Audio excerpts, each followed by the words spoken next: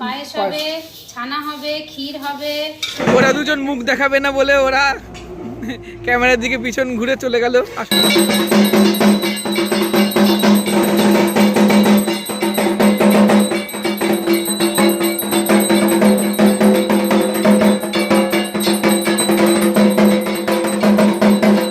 নমস্কার, আমি সুদীপ্ত। নতুন আরেকটি ভিডিওতে সবাইকে স্বাগত জানাই। আজকে অনেক সকাল সকালই উঠতে হয়েছে, কারণ আজকে বাড়িতে পুজো রয়েছে। বাড়ির সবাই ব্যস্ত পুজো গোছাতে, আর তার ফাঁকে একটু ছাদে আসলাম গাছগুলোকে দেখতে।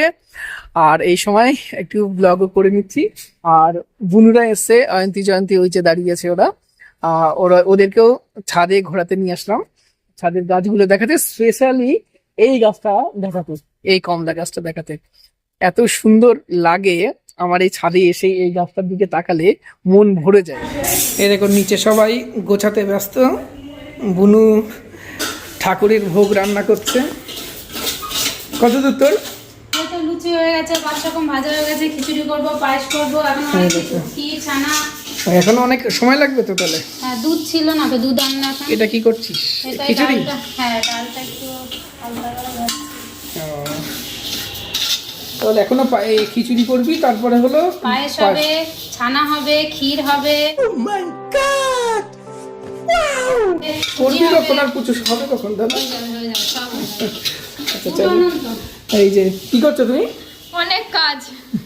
অনেক কাজ কি? শুধু উপর থেকে নিচে আর নিচ থেকে উপরই তো করতে দেখছি।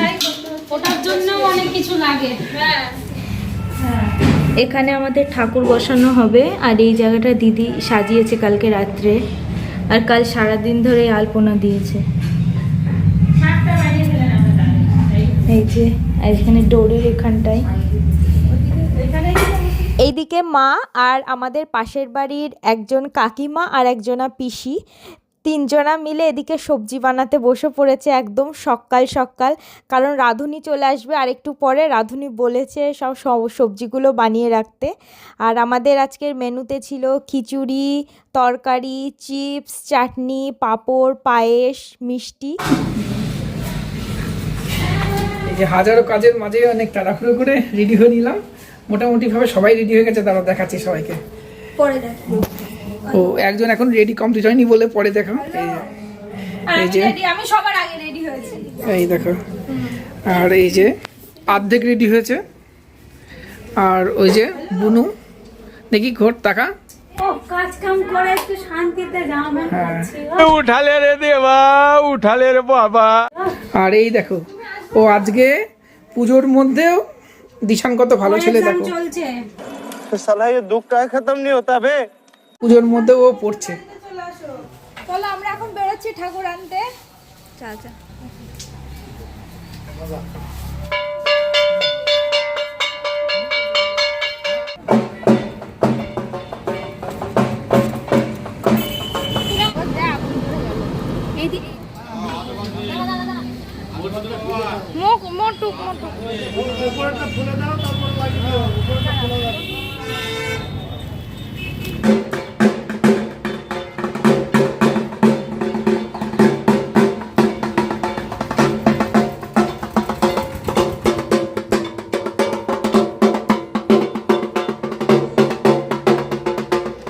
প্রতিমা বাড়ি আনার পরে আমরা এখানে মাকে বরণ করে নিয়েছি। এরপর আমরা প্রত্যেকে এক একে করে মাকে প্রণাম করে নিলাম।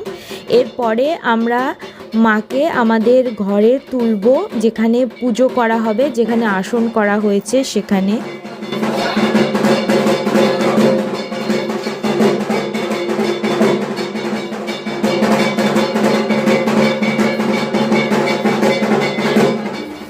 ভর্য ভবন্ত মহ ব্রীনে কমাটাতে দিয়ে দাও।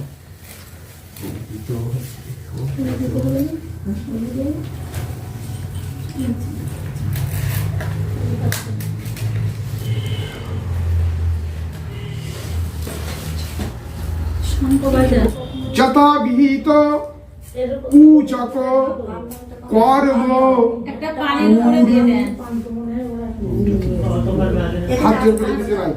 সর্বমঙ্গল মঙ্গলে শিবে সর্বার্থ সাধিকে শরণ্যে ত্রম্বকে গৌরী নারায়ণী নমস্তুতে। সন্দর্ভোতন ক্ষমা পাবন দিকপতির ভূমি বিরাকাশং খচরামরা ওম নমো ওম ইতি সুবাসুবাস্য কর্মণ নমো সাক্ষিণ ওম দক্ষিণ কালিকাই নমঃ।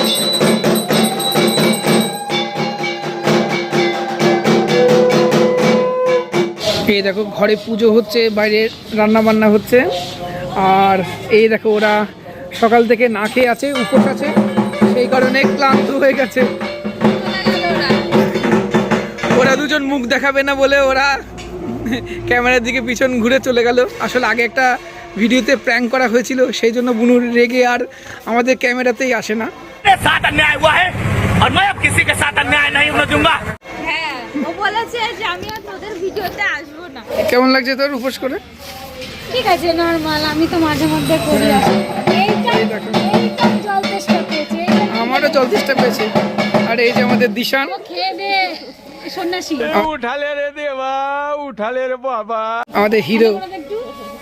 এটা আর একটা কমলা লেবুর গাছ, আর দেখো নিচের বাগানটা, নিচে অনেক গাছ আছে, লেবু, আম, পেয়ারা, লঙ্গান, প্রচুর গাছ এখানে রয়েছে, জামের গাছ।